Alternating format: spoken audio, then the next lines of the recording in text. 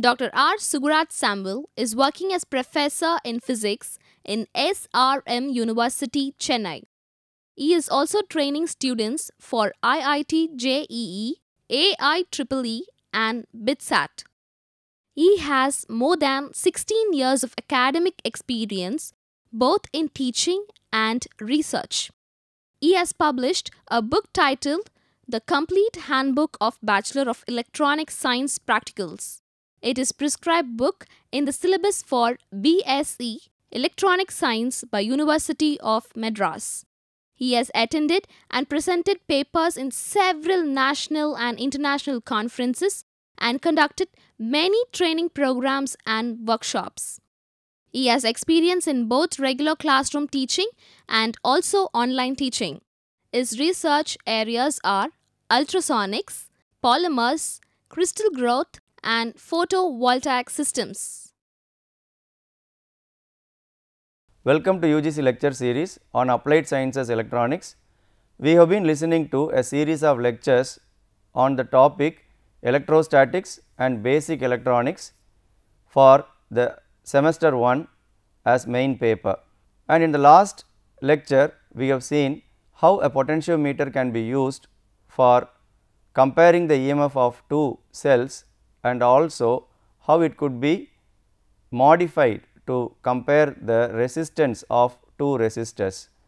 And in continuation to that, in today's lecture, we are going to see again how a potentiometer could be used as a device for measuring potential and also the current. Before we go for the calibration part, we need to once again brush up how a potentiometer could be used as a device for measuring the potential. So, let us try to understand how on what principle the potentiometer is used. So, let us quickly look at the diagrams which we have already seen and try to recapitulate the points. And this is the session outline. In this lecture, we are going to see the potentiometer circuits and how are we going to calibrate a low range voltmeter and how a high range voltmeter is calibrated and how an ammeter is calibrated. Now, let us brush up the basic principle on which a potentiometer works, so that we will be able to comfortably understand the calibration part of the potentiometer. The potentiometer circuit. The potentiometer circuits can be used for several applications. One such application is calibration of voltmeter. We already know the principle of potentiometer as the potential drop across the length of the wire is directly proportional to the length itself. This expression is a very familiar expression for us now. Here we make use of this principle to calibrate the potential drop across a voltmeter in terms of the length of the potentiometer wire. Let us further understand this concept. We calibrate a physical quantity against another observable quantity. For example, voltage could be calibrated against the amount of deflection in the voltmeter as shown in the illustration. Carefully look at the illustration. When we increase the length across which the voltmeter is connected, the voltage deflection shown by the voltmeter is also increasing. So, if we carefully observe the above illustration, there is another important idea we get.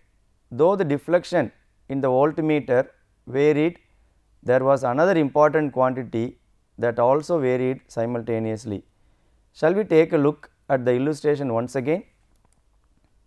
Yes, it is the length of the potentiometer wire that varied as the potential difference or voltage varied.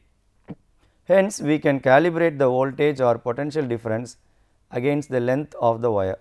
So, the basic principle of potentiometer, that is the potential drop is proportional to the length, is once again used for measuring the voltage and also the current, but it is slightly deviated from the conventional form of measuring the voltage and measuring the current. So, now let us see how a low range voltmeter could be calibrated using a potentiometer. So, we have already seen what is the meaning of calibration. Calibration means how a scale could be fixed for measuring a particular quantity. But here we are not directly going to measure the voltage, but we are going to measure the length, and by measuring the length we are going to finalize the value of the potential. In the normal potentiometer or normal voltmeter, the deflection or the angle through which the needle deflects in the voltmeter is taken as the measure for the strength of the potential drop or the voltage, but here the length is taken into account. First, let us see how a low range voltmeter is calibrated against the length of the wire in the potentiometer. Calibration of a low range voltmeter. This is a very familiar circuit for all of us now. It has a primary circuit comprising of the battery and the key, and this is the potentiometer wire length AB, and we have a secondary circuit connected permanently. Earlier we used to replace this secondary circuit and try to connect whatever circuit additional circuits we wanted to connect, but here it is fixed, and still the condition that we have for potentiometer to work properly holds good. The primary voltage or the primary EMF should be greater than the secondary EMF that we include in the circuit. That condition should always hold good for the proper functioning of the potentiometer. So, here also we should ensure that the condition is fulfilled, and after taking the condition into account, we can now go for calibrating the voltage in terms of length. Let us have the circuit once again. The secondary EMF source E balances a length L naught. So, E is proportional to the balance length L naught. It is taken as the reference for further calibration. So, this E is proportional to L naught expression is an important expression to standardize the length for a particular voltage. Now, the voltage can directly be measured by measuring the length. For each voltage there is a definite length and vice versa. So, each voltage will have a definite balance length, and here it is not correct to say the length as the balance length, it is just the length for a particular voltage. So, let us see how a voltmeter is connected across the length terminal A and the jockey point. So, as we keep changing the length, the voltmeter will also show different values, and now the calibration is done. Though it looks as a very simple concept, there is a great idea that we are trying to impart in this.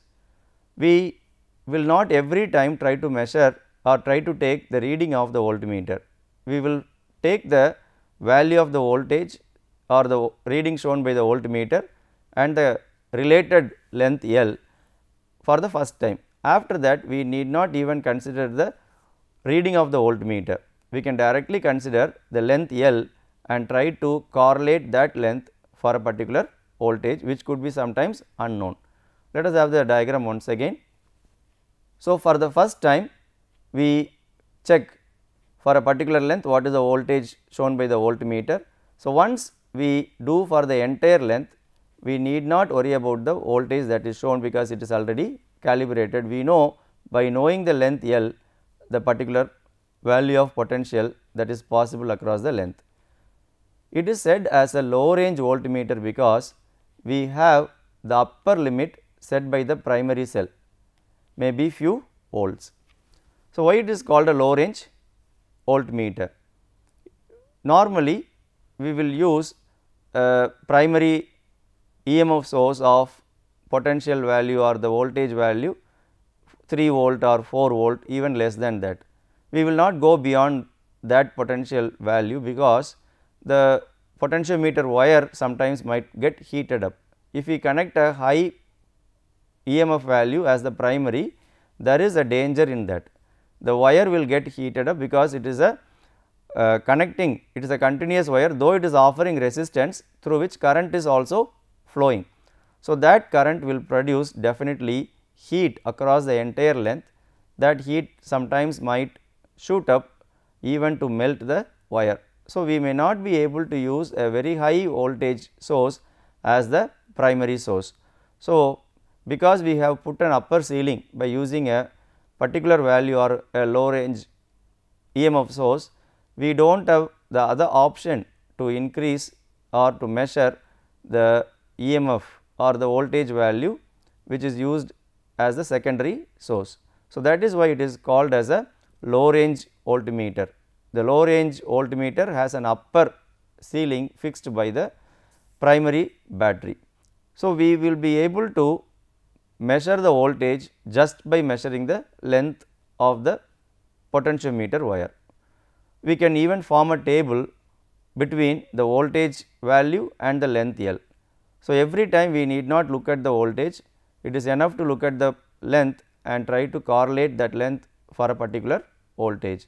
So, once we are able to measure voltage by measuring the length, we say the voltmeter, the potentiometer is now calibrated to measure the voltage in terms of its length. Now, is it possible to make use of this voltage or make use of this potential device or the potentiometer for the measurement of a high range voltage or high range voltmeter? By suitably modifying the circuit, we can even go for a high range voltage measurement. So, let us look at the diagram and how the circuit, secondary circuit is modified for measuring the high voltages, and this equation explains how the calibration is done. This relation we have already come across, this relation we have already come across, and by taking the ratio between these two, we get the unknown voltage calibrated against the length. Here E and L naught are constants. So, this term which is in the bracket is a constant. Thus, the low range voltmeter is calibrated in terms of length of the wire. Now, we will continue to look at the high range voltmeter. Calibration of high range voltmeter. We can increase the range further by suitably modifying the secondary circuit as shown. If we once again look at the diagram, it looks very complex, but still we will be able to isolate which part is the primary circuit and which part is the secondary circuit.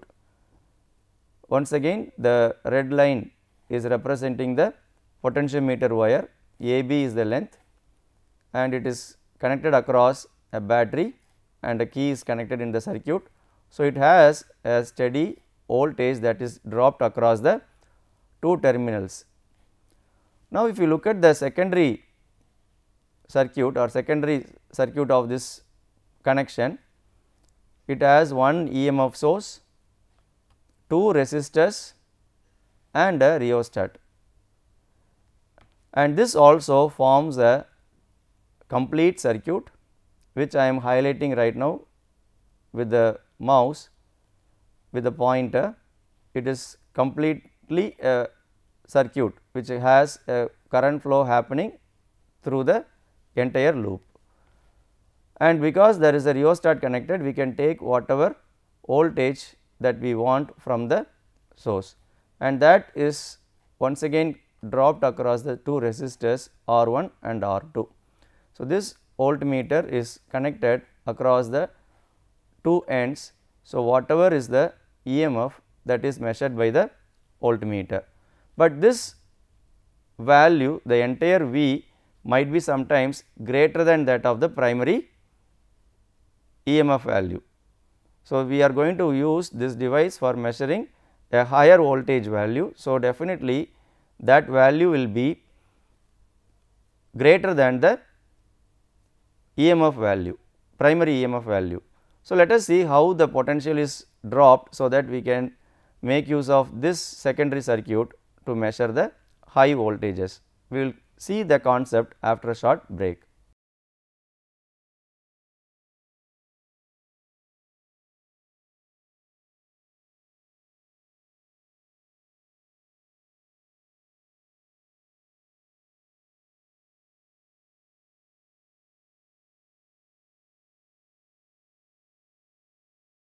Welcome back. So, we stopped at a point how the potential is dropped across the two resistors R1 and R2. Let us go to the same clipping and try to see how the potentials are dropped across the two resistors connected in the circuit. So, in this circuit the R1 and R2 are connected in series, and because the galvanometer and high resistance section is connected from the resistance R1 and here it is already connected to the point A. So, whatever is the potential that is dropped across the resistor R1 is only fed as the secondary circuit. So, though the entire voltage is greater than the primary EMF value, we can take a part of that potential and try to find the balance length, and then we will try to find out some suitable relations that could correlate the partial voltage that is used for balancing with the actual voltage. So, we have suitably modified the secondary circuit to measure a very high voltage, though we have a condition that the potential or the EMF of a secondary cell should be less than the EMF of a primary cell, and a part of the secondary cell voltage is only taken for finding the balance length with the potentiometer. Now, let us look at the expressions, mathematical expressions, how they are used to incorporate the entire potential value or the EMF value of the secondary cell. The secondary circuit is a potential divider circuit. The voltage E here can be higher than the primary voltage of the battery. The two variable resistor boxes R1 and R2 serve as potential divider. The voltage developed across R1 is alone fed to the potentiometer, so that it fulfills the condition the EMF of the primary should be greater than the EMF of the secondary. The values of R1 and R2 are so chosen so as the potential across R1 is very low. This point has already been explained. Let us try to take an example for this R1 and R2 values and see how it matches to the condition. The value of the potential drop across the R1 is given by this familiar expression. This expression we have already learnt in the current electricity topic. V1 is assumed as the potential drop across the resistor R1 and E is the entire EMF value or the potential value. If we practically take R1 as 100 ohm and R2 as 900 ohm, the ratio becomes 0.1, R1 divided by R1 plus R2. When we plug in these values into this expression, this ratio becomes 0.1. So, if it is 0.1, what does it mean? It means it is only 10% of the high voltage is used for comparing or balancing with the primary value. By suitably choosing the resistance values R1 and R2, we can take whatever proportion, it could be sometimes 10% or maybe 20% or even sometimes less than 10% like 5%. So, by suitably choosing the R1 and R2 values, we can go for measuring the high voltages. So, let us get back to the expression once again. If the deflection produced is not appreciable for this ratio, then a higher value may be fixed by decreasing the R2 value or increasing the R1 value, or we can simultaneously do both the changes. The voltage now can be changed by adjusting the rheostat. The value of the potential drop across R1 is given by this expression here. Here now we, in the earlier expression we had E, that is the EMF value, but now that is equal to the reading shown by the voltmeter or the voltmeter reading. So, this ratio R1 divided by R1 plus R2 is a constant, we can directly take V1 is proportional to L itself. So, because of these two relations, now we can write this left hand side term is proportional to L itself, and we have already set a standard, this E is proportional to the length L naught. So, when we compare these two equations and by rearranging the above two equations, we get this final expression for a very high voltage value,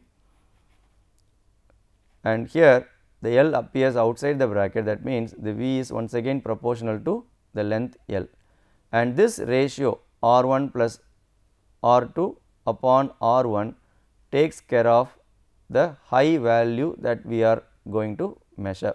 So, it is actually a value greater than the 1, this expression itself says it is a value greater than 1. So, we are able to measure a very high voltage using this potential divider method. Thus, the potential is calibrated in terms of length. So, by suitably modifying the secondary circuit, we are able to measure even a very high voltage using a potentiometer. So, it all depends on how we modify the secondary circuit and choosing the ratio of the potential drop that is happening across the resistors R1 and R2. It is basically a potential divider circuit. That is why we have learnt the concepts of potential division and current division in the current electricity topic itself. If you have any doubt or any clarification needed how the potential divider is working or how the current division is happening, we can always refer back to the earlier sessions where these potential divider circuits are discussed. Now, not only for the voltmeter or voltage, we can calibrate an ammeter also using a potentiometer.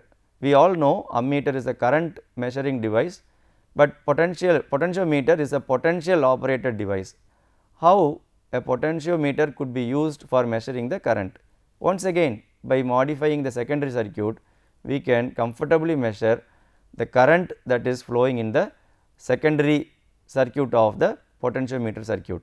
Let us see how a potentiometer could be used for measuring the current under the title calibration of ammeter. Calibration of ammeter, by the same concept of measuring the potential difference or voltage, we can even measure the current through a resistor. For that, the circuit is to be slightly modified as shown below. Once again, in all the circuits we have been continuously seeing, the primary circuit remains as such, only the secondary circuit is getting modified depending on the case. And here, as we are planning to measure the current, the secondary circuit is modified and we have an ammeter for reference. So, first we will try to correlate this ammeter reading, that is the current, with the length L, and later on we need not bother about the ammeter reading. Just by measuring the length we can say what is the current that is flowing in the circuit, but before that we have to standardize this device. So, that is called calibration. Whenever we standardize the device, that activity is called calibration. So, let us look at the role of the modified secondary circuit in this ammeter calibration. The secondary circuit again has a standard EMF source and we have a standard resistor, 1 ohm resistor, that is included in the circuit in series with an ammeter and also an rheostat for changing the different current values. And here the potential is, as discussed earlier, dropped across the 1 ohm resistor, and that potential is used for balancing with the primary circuit. So, here also we will be able to get the balance length L. and whatever be the measurement, as far as the potentiometer is concerned, we will always be measuring the length, because basically the potential is proportional to the length, that is the principle for the potentiometer. And here also basically we will be measuring the potential drop that has happened across the 1 ohm standard resistance, and we will try to modify that voltage so that we can somehow bring in the current that is flowing into the resistor. Let us see how that bringing of current into the expression is happening in this calibration. The current from the secondary circuit is made to pass through a standard resistor, normally 1 ohm. We once again measure the potential drop across the standard resistor, but use a suitable equation to rewrite the expression for the measurement of current in the following manner. What is the equation that relates current and voltage? If you are able to guess the expression, then the solution is obtained right now. Any guesses? What is the equation that is relating the current and voltage? What is the expression? It is nothing but the Ohm's law. Ohm's law is the primary relation relating the voltage and the current, and we have the resistor in the resistance in the expression. So, we can use this basic simple Ohm's law itself for replacing the voltage with current and resistance. Let us continue to look at the expressions, how the modifications are done. We know the following equations. Combining them suitably, we get the equation used in the calibration. This E is proportional to length L naught, V is proportional to length L. This is any length, this is the standard length for a particular EMF that we have done at the earlier stages of this calibrating experiments, and by combining these two we get the expression for measuring the voltage. But if we stop with this expression, it is once again going to be the calibration of voltmeter only, but our aim under this title is calibration of ammeter. So, how to bring in the current? As mentioned right now, we can replace this voltage with the Ohm's law, the famous Ohm's law, and we can bring in the I into the expression. So, the equation becomes I is equal to this term within bracket and the length outside the bracket. So, it says the current is also proportional to length. So, this kind of modification is possible because we have used the Ohm's relation, V is proportional to I, which also is a very familiar expression right now for us, because we have seen the rudimentary concepts of Ohm's law elaborately in the earlier sessions. So, we are able to comfortably calibrate the ammeter. Now, let us see the summary for today's session. In this session, we have seen the potentiometer circuits once again, and the calibration of voltmeter, a low range voltmeter, and the calibration of high range voltmeter, and the calibration of ammeter. And let us check our understanding by answering some of these questions. Explain the principle of potentiometer. Explain how is the potentiometer used for the calibration of low range voltmeter. How do we modify a potentiometer circuit to measure a high range voltmeter? Explain how can a potentiometer be used to calibrate an ammeter.